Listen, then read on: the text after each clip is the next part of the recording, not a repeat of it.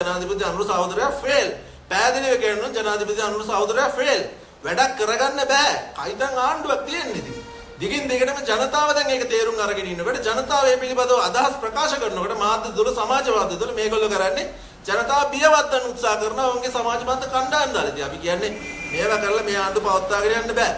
ඔබට මතකද මේ ආණ්ඩුව බලයට ඉද්දී කියපු සටන් පාඨය තමයි කුසට සාගිනි හදට සෝගිනි ඉනට වැරපිලි කැබලි එල්ලා සතුරු සැනසුම අහිමි කළ අඳුර දිනු කාලය ඇවිල්ලා නැගිටපල්ලා අපිට දැන් කියන්න තියෙන කැලල ප්‍රාදේශීය සභා ඡන්දය ඇවිල්ලා මැතිවරණයක් එද්දී තමන්ගේ පාක්ෂිකයන්ව ෆෝම් කරන්න මැතිවරණ වේදිකාවේ ගොඩක් දේවල් ගෙවු මේ ආණ්ඩුව වැඩ කරගෙන යද්දී ෆේල් කියන කතාව අපිට පේනවා අද වෙද්දි කිරිපිටි මිල 4.7කින් ඉහළ ගිහිල්ලා තියෙනවා. ඒ කියන්නේ රුපියල් 50ක පමණ ප්‍රමාණයකින් කිරිපිටි මිල ඉහළ ගිහිල්ලා තියෙනවා. මේ රටේ භාණ්ඩ මිල සීමාවක් නැතුව ඉහළ යනවා. මේ රටේ උද්දමනය මිනිස්සු ජීවත් වෙන ඔය රජයේ සංඛ්‍යා ලේඛන වලින් කියන උද්දමනය නෙමෙයි. බිම්මට්ටේ මේ ජීවත් වෙන මිනිස්සු ජීවත් වෙන්න වියදම් කරන්න ඕනේ මුදල ප්‍රායෝගික යථාර්ථය තුල ඉහළ ගිහිල්ලා තියෙනවා. ඉතින් ඇත්තටම මේ එක පැත්තකින් ඒ ආහාර මිල ගණනුත් එක්ක උද්දමනයත් එක්ක අනිත් පැත්තෙන් මේ රටේ පුරවැසියන්ට මහපාරේ බැහැලා යන්න නිදහසේ බැහැලා යන්නේ තිබ්බ නිදහස නැති වෙලා තියෙනවා. අපි දකින පාතාලයේ ක්‍රියාත්මක වීම ඒත් එක්කම ඒ ඇති වෙලා තියෙන තත්ත්වෙත් එක්ක මිනිස් ජීවිත ව්‍යාකූල වෙලා තියෙනවා. හැබැයි මේ ආණ්ඩුව කරන එකම ක්‍රියාව තමයි ඒවා පිළිබඳව ඉන්න තැන් දන්නවයි කියනවා, අදාළ ක්‍රියාමාර්ග ගන්නවයි කියනවා, මේක වළක්වනවා කටින් කියන්න දෙන හැමදේම කියනවා. හැබැයි ක්‍රියාවෙන් කිසි වැඩක් කරන්නේ නැහැ. ඒත් එක්කම මේ තියෙන ප්‍රශ්න වලට වෘත්තීය සමිති, වෘත්තීය සංගම්, වෘත්තිකයෝ තමන්ගේ අයිතිවාසිකම් ඉල්ලන්න වෘත්තීය අර්ගල වලට ගියාම මේ ආණ්ඩුව ඉතා සරලවම කරන්නේ ඒ වෘත්තිකයන් කෙරෙහි ජනතාව තුළ වෛරය නිර්මාණය වෙන විදිහට අදහස් ප්‍රකාශ කරනවා. ඉතින් මේ හදන්නේ යම් වෘත්තිකයෙක් වෘත්තීය සංගමයක් තමන්ගේ අයිතිවාසිකමක් ඉල්ලනවා, තමන්ගේ ගැටලුවක් කියනකොට ඒක ප්‍රජාතන්ත්‍රවාදී අයිතියක්. ඒ අයිතිවාසිකම මේ රජයේ බලයට එන්න කලින් විපක්ෂය තුලින්දී ඉතා හොඳින් ඕන් පාවිච්චි කළා.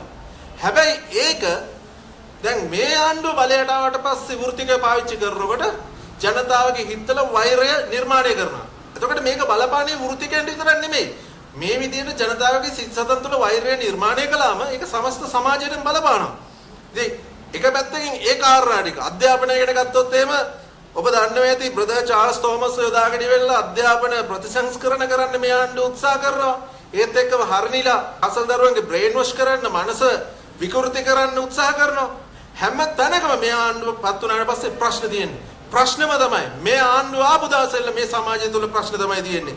ඉතින් ඒ අතර වාරයේදී ලංකාවේ ණය ප්‍රමාණය ට්‍රිලියන් එකකින් ඉහළට ගිහිල්ලා තියෙනවා.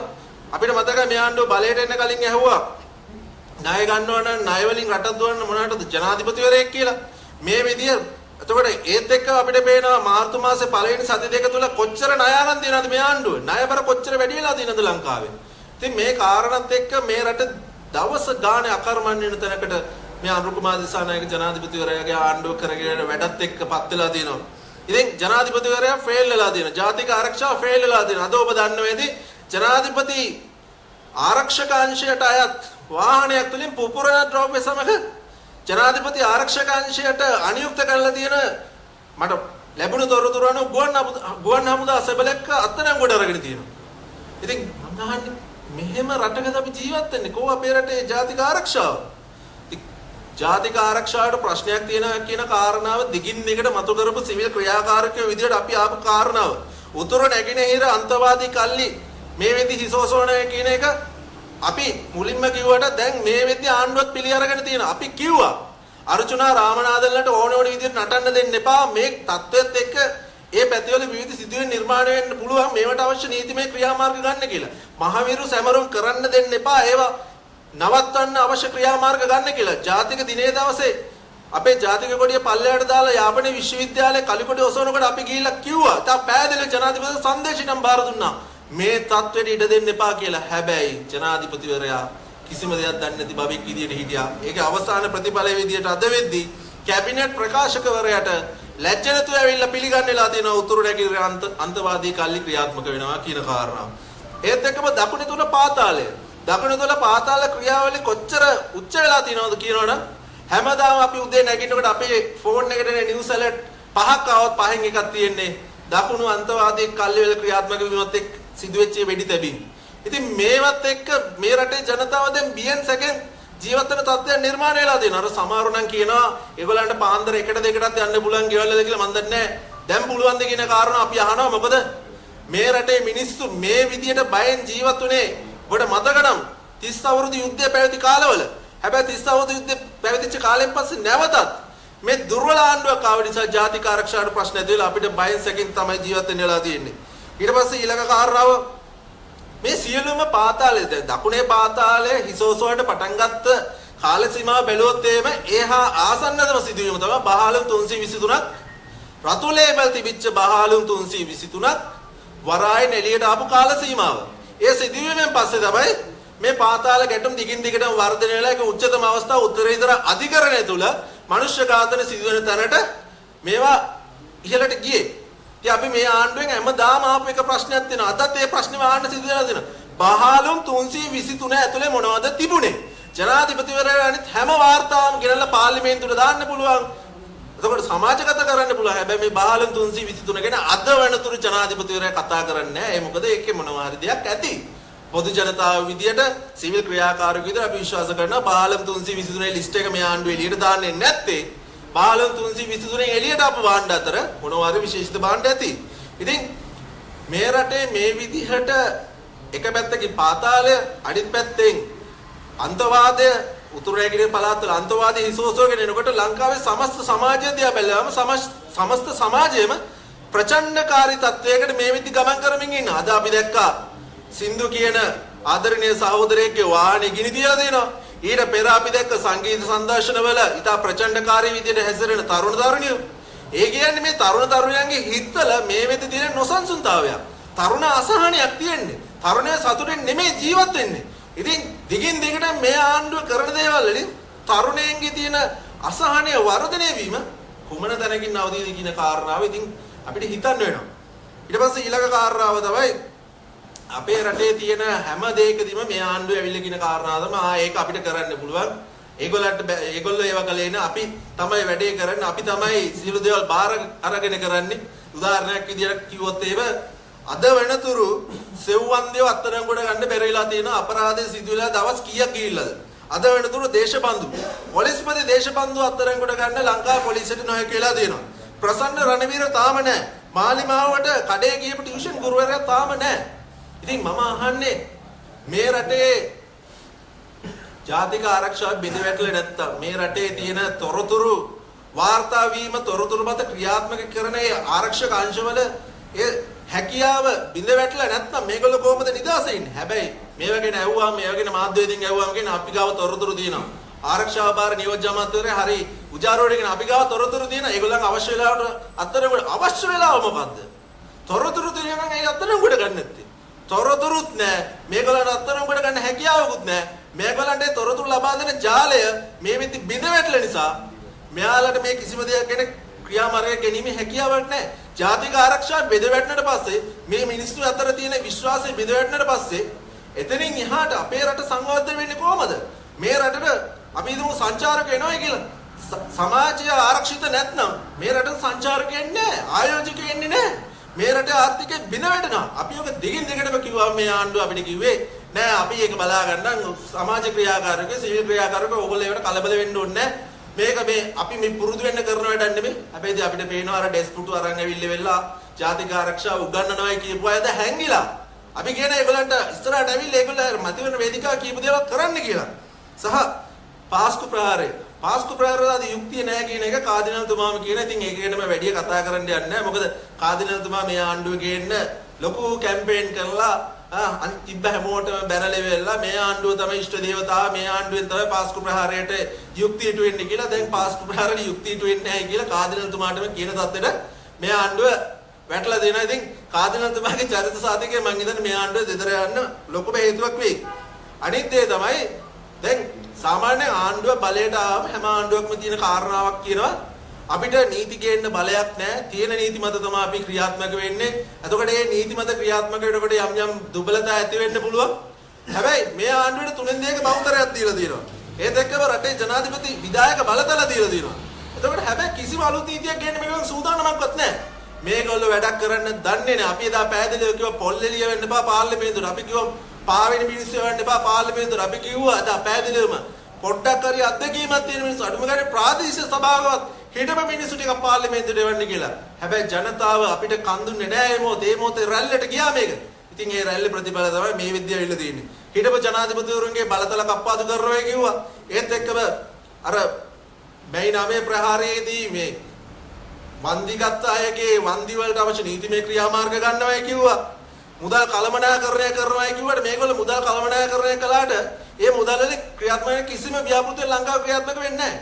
ඉතින් ඒ කළමනාකරණය කරන මුදල් කොහෙටද දෙන්නේ? අද බෝල්ෆේස් වාහන වලට මොකද උනේ? වාහන 19 වෙන්දසෙකි. ඉතුරු වාහන වලට මොකද උනේ? ඉතින් අපි කියන්නේ කයි වාරුවෙන් බොරුවෙන් මේ රටේ ජනතාව මේ විදිහට රවට්ටන්න බෑ. ජනාධිපති අනුර සහෝදරයා ෆේල්. පැහැදිලිව කියනවා ජනාධිපති අනුර සහෝදරයා ෆේල්. වැඩක් කරගන්න බෑ. කයිතන් ආණ්ඩුවක් තියෙන්නේ ඉතින්. දිගින් දිගටම ජනතාව දැන් ඒක තේරුම් අරගෙන ඉන්නකොට ජනතාව මේ පිළිබඳව අදහස් ප්‍රකාශ කරනකොට මාධ්‍ය දුර සමාජවාද දුර මේගොල්ලෝ කරන්නේ ජනතාව බියවත්වන්න උත්සාහ කරනවා. ඔවුන්ගේ සමාජබද්ධ කණ්ඩායම් දාලා. ඉතින් අපි කියන්නේ මේවා කරලා මේ ආණ්ඩුව පවත්වාගෙන යන්න බෑ. දේශපාලකයන්ට පාසල් වලට යන්න බෑ කියලා කිව්වා. දේශපාලකයන්ව පාසල් වලට ගෙන්නන්න එපා කිව්වා. අනේ අර හොර උපාධි දාගත්ත රන්වල පාසලකට ගිහිල්ලා වෙලා එතන ඉන්න සිසු දරුවන් ලව වන්දනාමාන කරව ගත්තට පස්සේ හරිනි අමරසූරියට ලැජ්ජ නැතිලා කියන්නේ කියලා තියෙනවා. මම එහෙම දෙයක් කිව්වේ නෑ. මම එහෙම පාසල් වලට ගේන්න එපා කිව්වේ නෑ. මම දන්නේ මේ රටේ ජනතාව නම් අවදියෙන් ඉන්නේ. මේ රටේ ජනතාව ඒක සමාජවාද තුල අපි දැක්කා. ඒ නිවේදනත් එක්කම ඔය අය කියපු කතාව ඒ නිවේදන සියල්ල සමාජ මාධ්‍යට එකතු කරලා ඒ ජනතාව ප්‍රශ්න කරනවා. එදා ඒ කියපු එක රන්වල ගියාට පස්සේ වෙනස් කරන්නේ මේ රටේ අග්‍රාමාත්‍යවරයා පාලනය කරන පැලවත්තෙන්ද කියන කාරණාව. පැලවත්ත ටිල්ලෙන් සිල්වලද කියන කාරණාව මේ වෙද්දි සමාජය අහන්න පටන් අරන් තියෙනවා. ඒත් එක්කම අපේ රටේ මේ වෙද්දි සියලු භාණ්ඩ ඔබ දැක්ක පහුගිය දවස්වල ලුණු හිටන් පිට රටින් ගෙනල්ලා තියෙන්නේ. ඒත් එක්කම අපේ රටේ භාණ්ඩ නිෂ්පාදන අපේ රටේ භාණ්ඩ හා සේවා නිෂ්පාදනය අද කොතනද තියෙන්නේ? කෝ මේ මිනිස්සු ඉල්ලපු සහන? කෝ අපේ ගොවි ඉල්ලපු සහන? කිසිම කෙනෙක්ට සහනයක් මේ විදි ලැබිලා නැහැ. හැබැයි කයිවාරු විතරක් තියෙන රිලව් ගණන් කරන්න යනවා. රිලව් ගණන් කරන්න ගිහලා ගණන් කරපු රිලව් දූපතකට දාලා වෙලා ඒ දූපතට කැම්පියුටින් ගිහින් දැම්මාම මේ රිලව්ගේ ප්‍රශ්න විසඳනවලු. ඔන්න ඔක තමයි මේ ආණ්ඩුවේ ප්‍රායෝගිකත්වය. ඉතින් මං අහන්නේ ඒක කරලා ඊට පස්සේ ඒ විහිළුව සමාජගත වුණාට පස්සේ ඒකට උත්තරයක් විදිහට කියනවා මේ දිව්‍යංගේ මුත්‍රාරංගේ ඉල්ලෙවිලා රිලව් ඉන්න ප්‍රදේශවල දැම්මාම ඒ ප්‍රශ්න විසඳනවලු. මං අහන්නේ මේවද ප්‍රායෝගික විසඳුම්? මේවා අන්දරේල දෙන විසඳුම්නේ. මේවා රටේ ජනාධිපතිවරයෙක් ලබා දෙන විසඳුම් නෙමෙයි. මේවා අන්දරේල ලබා දෙන විසඳුම්. මේ වෙද්දී ඖෂධයෙන් ගත්තන ඖෂධ 170 ප්‍රෝහල් වල නැහැ. මේවා මේ ෂේත්‍රයේ ප්‍රවීණය කියන්නේ ප්‍රශ්න ගොඩක් තියෙද්දි මේ ආණ්ඩුව අප්‍රේල් මාසෙ වෙද්දී විදුලි බිල ඉහළට නංවන්න යනවා. ඒ කියන්නේ මේ ජනතාව මේ අමාරුවෙන් හුස්ම ගනිමින් ඉන්න ජනතාව කබලෙන් ලිපට වටලා ඒ මිනිස්සුන්ව කොහෙටද මේ අරන් යන්නේ? ඉතින් අපි කියන්නේ දැන් ඇති. දැන් මේ කාරණා හොඳට ඕම ඇති. ජනාධිපතිතුමනි, ඔයා බලයට ආවේ මේ රටට වැඩක් කරනවායි කියලා. ඔයා බලයට ආවේ ප්‍රතිපත්ති මාලාවකුත් එක්ක මේ රට හදනවායි කියලා. ඒ ප්‍රතිපත්ති බදේල වලට වැඩ කරන්න බැරි නම් ඒ කියන්නේ ඔයා ෆේල්. අතිගරු ජනාධිපතිතුමනි අනුර කුමාර සහෝදරයා ෆේල්. ඔයා ෆේල් කියන කාරණා සමාජගත වෙලා ඉවරයි. ඉතින් තවදුරටත් කය ගහින් නැතුව තවදුරටත් කේක දේවල් කියෝ ඉන්න නැතුව තවදුරටත් අපේ රටේ ජාතික ආරක්ෂාවට ප්‍රශ්න ඇති කරන්නේ නැතුව කරුණාකරලා දැන්වත් ඔයා පොරොන්දු වෙච්ච වැඩ ටික කරන්න. ඩිජිටල් ID ගෙනල්ලා වෙලා ඉන්දියාවට අපේ දත්ත සියල්ල ලබා දෙනකොට මේ මාලිමා മന്ത്രിවරු ගිහිල්ලා කියනවා සමහර නාලිකාවල නෑ මේ ඒ ආණ්ඩු කරන්න ගියේ එකක් මේ ආණ්ඩු කරන්න ගියේ එකක් අපි කරන්නේ වෙනස්ද? එකම කිවිසුම නම් යන්නේ කොහොමද වෙනස් දෙයක් වෙන්නේ? මේ විදිහට ජනතාව මුලා කරන්න බෑ. ඒගොල්ලෝ එපා කියපු මේ ආණ්ඩුව බලයේදී එපා කියපු සාම්පූර් බලාගාරය අන්න දැන් මුල්ගල තියන්න යනවා.